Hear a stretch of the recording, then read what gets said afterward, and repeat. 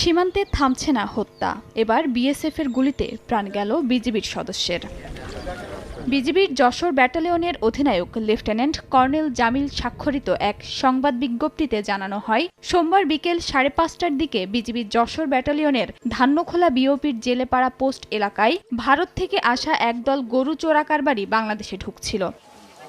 এ সময় বিজিবির টহল দল তাদের ধাওয়া করলে চোরাকারবারিরা দৌড়ে ভারতের দিকে পালিয়ে যাওয়ার চেষ্টা করে। এ সময় তাদের পিছু নিয়ে ধাওয়া করেন বিজিবি টহল দলের সদস্য সিপাহী মোহাম্মদ রইসুদ্দিন, কিন্তু ঘন কুয়াশার কারণে দলবিচ্ছিন্ন হয়ে পড়েন তিনি।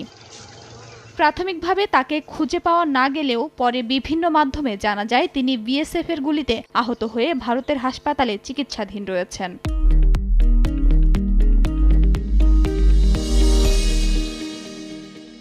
ঘটনার পরপরই এ বিষয়ে ব্যাটালিয়ন কমান্ডার পর্যায়ে পতাকা বৈঠক করা হয়। জানা যায়, ভারতের হাসপাতালে চিকিৎসাধীন অবস্থায় আহত সৈনিক মারা গেছেন। এ বিষয়ে বিএসএফকে সুষ্ঠু তদন্তের দাবি জানানোর পাশাপাশি কূটনৈতিকভাবে তীব্র প্রতিবাদ চিঠি পাঠানো হয়েছে। সময় সংবাদ, বেনাপোল।